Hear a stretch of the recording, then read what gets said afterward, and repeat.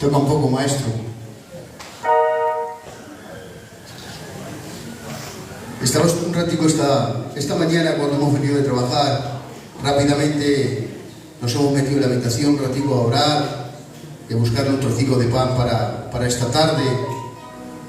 Y le preguntaba algo al Señor. Toño le preguntaba algo al Señor. Le preguntaba que si realmente conocemos a Dios.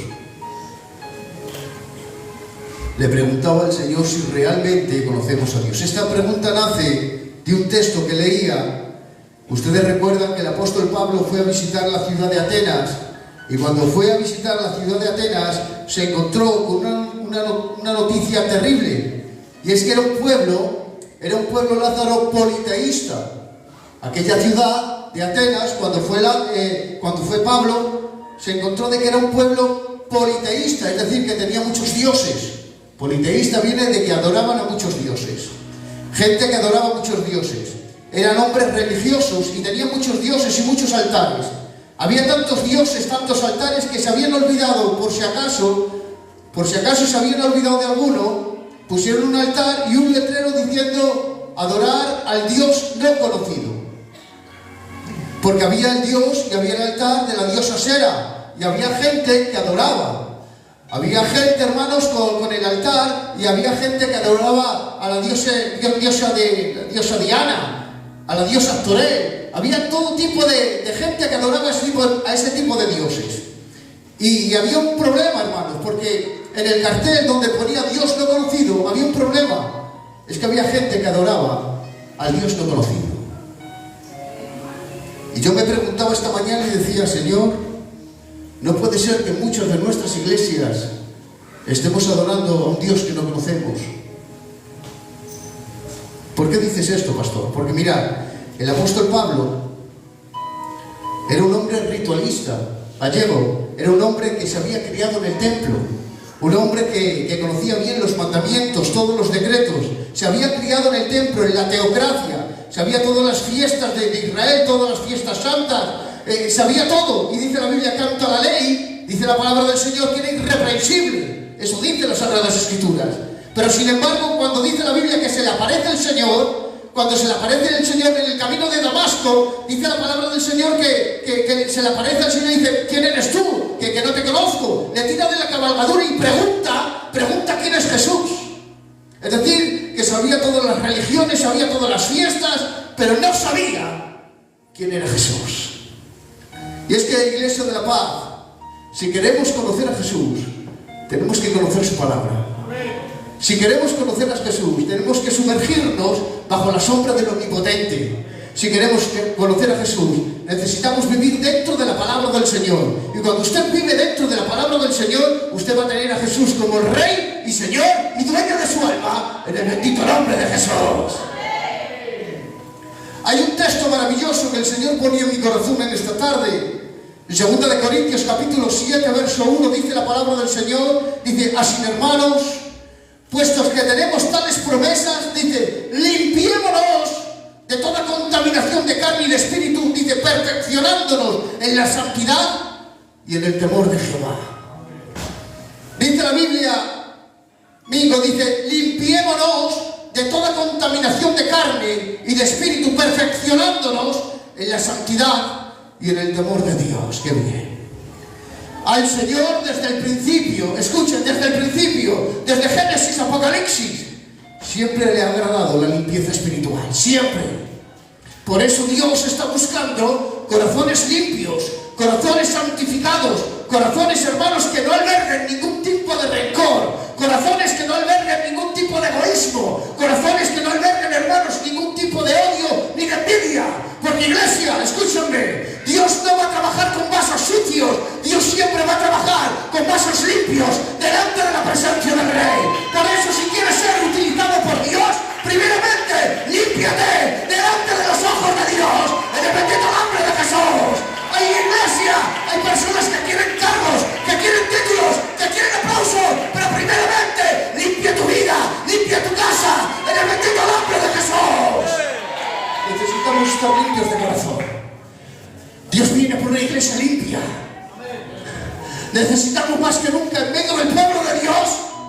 mantenernos limpios delante de Dios.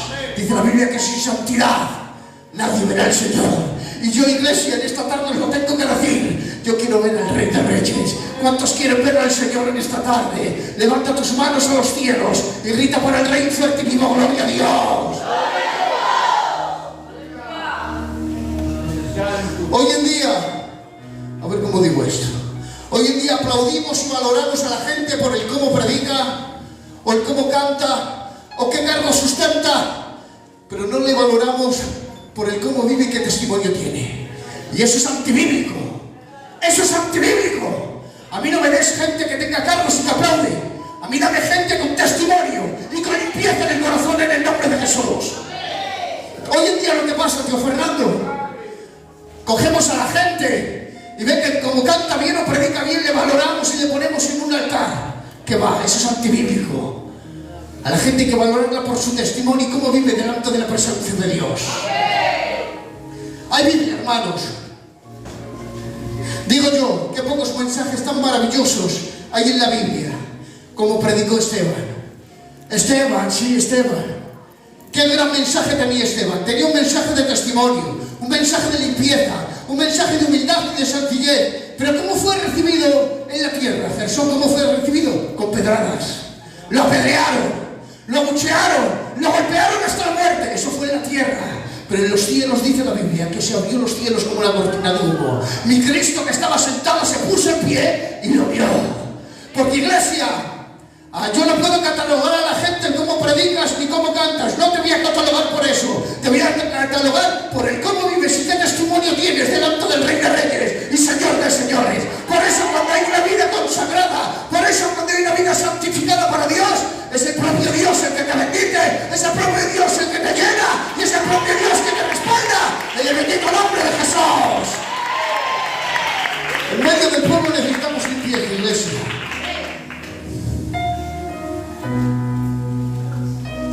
Tengo que deciros que al diablo, que mi Dios lo reprenda, no le atormenta a la gente grande, le atormenta a la gente limpia. Al diablo no le atormenta a la gente grande, ¿para qué? Que no. Al diablo no le atormenta la gente que tiene cargos, ¿qué va? Pero para nada. Al diablo no le atormenta a la gente que tiene títulos, ¿qué va? Eso no le hace daño. Cuando tiembla el diablo, tío Fernando, es cuando ve gente que a pesar de sus ropas negras, a pesar de problemas y dificultades, viene a este lugar con sus pies a rastras, pero levanta un altar de adoración. Levanta un clamor ante la presencia del Señor. Y aun con sus defectos, hermanos, siguen glorificando y ensalzando a Dios. Eso es lo que realmente, hermanos, tiembla el diablo. A gente, hermanos, que se cuida delante de Dios. A gente que intenta santificarse cada día delante del altar del Señor. Eso es lo que realmente le atormenta el diablo. Por eso, Iglesia de la Paz, más que nunca, necesitamos santificarnos y vivir una vida limpia, recta y piadosa delante del Rey de Reyes y Señor de Señores, en el nombre maravilloso de Jesús. Hoy en día toda la juventud quiere predicar bien. Todos traen apuntes, versículos en la Biblia para impresionar. Y catalogamos a la gente por los cargos que sustentan. Y no les catalogamos por el cómo viven. Y tengo que deciros que no es así. Hoy en día no se puede catalogar a la gente por el cargo que sustenta, sino que tenemos que catalogar a la gente por cómo vive y cuál es su testimonio.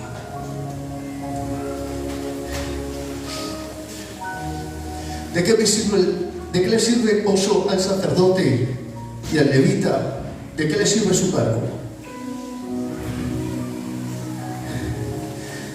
¿De qué le sirve oso al sacerdote y al levita su cargo? ¿De qué le sirve? ¿De qué le sirve sus ropas buenas, sus filacterias, su ropa de sacerdocio? ¿De qué le sirve? Si ven a aquel caído tirado y no paran a socorrerle. Si el ven tirado, dice la Biblia que les vio, libro de Lucas capítulo 15, lo podéis leer. Dice la Biblia que le vio a aquel hombre que descendió, le vio tirado, medio muerto, dice la Biblia que lo han golpeado, lo han dejado medio muerto, dice la Biblia, Gallego lo dice textualmente, que le vieron. Tienen cargos, tienen preeminencias, pero ven al caído y pasan de largo. ¿Para qué sirve el cargo? ¿Para qué le sirve el sacerdocio sus filacterias, el levita, pertenecer a esa gran tribu. ¿Pero para qué? Si dice la Biblia que vio aquel tirado, aquel herido, y dice la Biblia que pasaron de largo, tenían prisa, se marcharon. Dice la Biblia que tuvo que pasar un samaritano, que eran contrarios. Pasó aquel samaritano y paró, bajó de su cabalgadura, le puso vendas, le puso aceite y le llevó al misionero. Iglesia, hoy en día estamos cansados de tantos cargos, de tantos protocolos, estamos cansados de los sacerdotes y los levitas, que necesitamos samaritanos en medio del pueblo. Necesitamos a gente que restaure, a gente que levante, a gente, hermanos, que intenta hacernos bien. Hay un texto maravilloso que dice, el libro de Corintios, dice: no te canses de hacer el bien, no te canses de ayudar, no te canses de levantar, no te canses de restaurar a los demás, pero por favor no te canses. En esta tarde necesitamos samaritanos que desciendan de su cabalgadura, aleluya, y empiecen a sanar, empiecen a restaurar en el bendito nombre de Jesús. Dios quiere esta tarde que no solamente haya samaritanos, sino que también haya gente con misericordia. Me hacía una pregunta amigo esta mañana y le decía: ¿cuál es tu meta? ¿Cuál es tu meta? Y yo respondí al Señor y le decía que mi meta es cumplir la voluntad de Dios, vivir una vida limpia. Mi meta no es, a ver cómo lo digo, mi meta no es ser un buen predicador. Estoy intentando todavía ser un buen creyente. Mi meta no es ser un buen predicador, Gerson. Estoy intentando todos los días ser un buen creyente. Todavía tengo mucho que aprender y más que cambiar. Por eso le pido al Dios de la misericordia cada día que me visite mi casa, que visite mi hogar y que visite mi matrimonio en el nombre de Jesús. Cada día me pongo de rodillas y le digo al Señor: quiero ser limpio, santifícame para la gloria y honra de tu nombre. Cuento una historia que el diablo quiso quitarse de hacer sus actividades. Eso cuenta una historia. Quiso de hacer sus actividades, se quitar. Dice la palabra dice esta historia que empezó a vender todas sus herramientas. Sí, las herramientas que tenía el diablo. Empezó a vender el odio, a vender la envidia, a vender el rencor. Empezó a vender todas sus herramientas. Pero había una, Ramón, que se vendía muy bien. Era cara, pero se vendía muy bien. Y le preguntaron, le dice: ¿cómo vendes tan cara esta herramienta? Dice: porque es muy fácil, se vende muy bien y hace mucho daño. Esa herramienta era el orgullo, la vanagloria. Esta herramienta está ensuciando muchas vidas. El orgullo y la vanagloria están ensuciando muchas vidas cristianas. Y el Señor en esta bendita tarde oraba al Padre, le decía que reprendiera todo orgullo y toda vanidad en el nombre de Jesús. En cierto momento dijo Jesús: aprended de mí, que soy manso y humilde de corazón. Necesitamos humildad en medio del pueblo. Necesitamos humildad en medio de los corazones. El orgullo para el diablo, que Jehová Dios nos reprenda en el nombre de Jesús. No miro a los demás, no miro las faltas de los demás, miro los míos, porque ¿cómo voy a quitar la paja que tengo en mi corazón o en mi ojo e intentar mirar la vida de los demás? A veces nos hemos catalogado y hemos empezado a mirar a los demás como que tiene ese hermano un fallo. Mira, tengo tantas cosas que corregirme a mí mismo que no tengo que tener tiempo para corregir a los demás. Tengo tantos fallos en mi vida, Emilio, que no tengo tiempo para corregir a los demás. Cada día me pongo debajo de la cruz del Calvario y le pido perdón a Dios. Es lo que hago. Cada día me pongo debajo de la cruz y le pido al Rey de toda la misericordia que venga ayudándonos y nos venga bendiciendo en el nombre de Jesús. Dios quiere limpieza en el corazón. Dios quiere gente humilde. Por eso te digo en esta tarde, por favor, que intentes cumplir con la voluntad de Dios. Porque no hace falta ser grande para ser limpio, pero sí hace falta ser limpio para ser grande.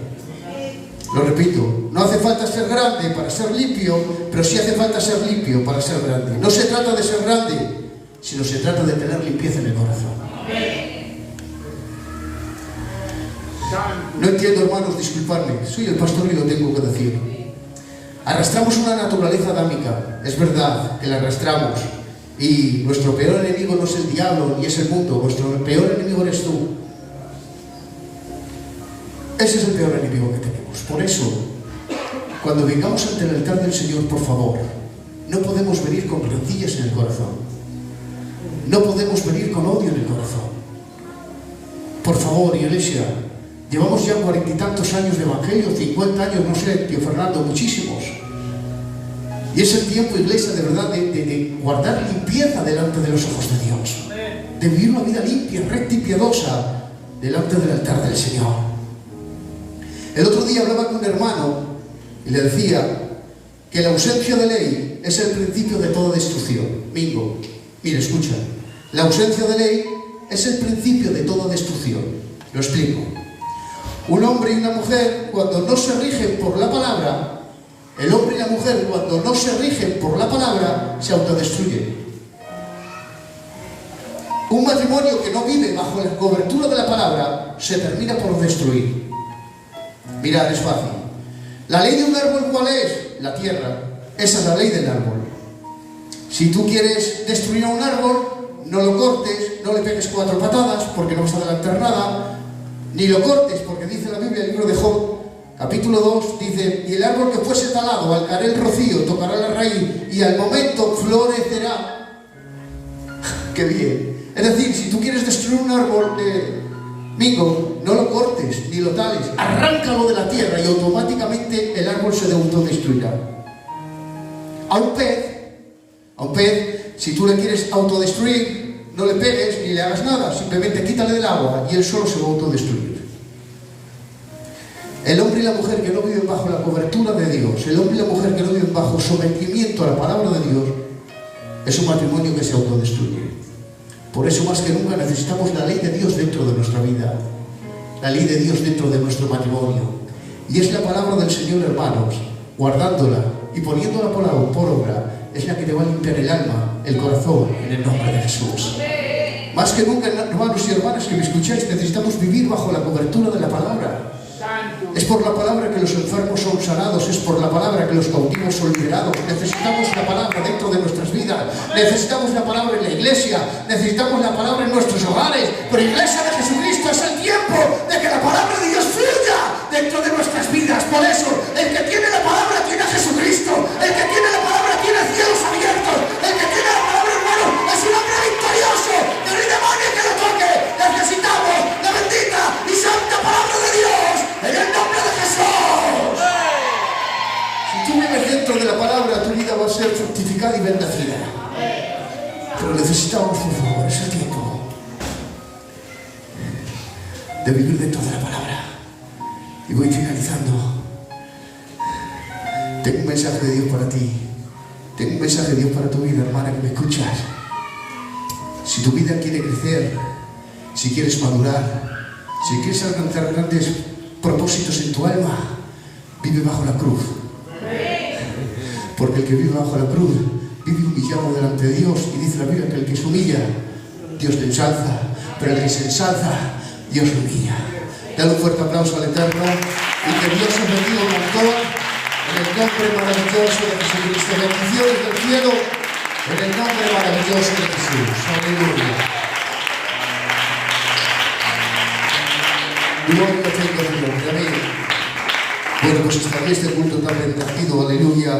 Recordarles de que el martes tenemos una nueva cita y el miércoles, si Dios quiere, tenemos una visita maravillosa. No hay culto, pero hacemos un culto precioso. Estará con nosotros el responsable, que vamos a disfrutar un montón en el nombre de Jesús. Así que por favor, es un hombre que ya le conocéis, que es un hombre que le bendice el Señor en la santa palabra del Señor, muy bendecido. Así que por favor, el miércoles no me faltéis nadie.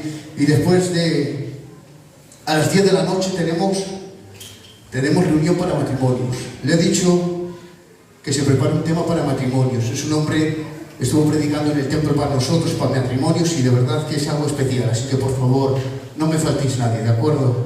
Vamos a ir con este hilo de bendición, donde el Señor nos está llenando de su gracia y su bendición. ¿A cuántos ha bendecido el Señor hoy? ¿A cuántos pueden gritar conmigo un fuerte y vivo ¡Gloria a Dios! Nos ponemos en pie toda la iglesia para dar gracias a Dios. Decimos el servicio de las ofrendas, por favor.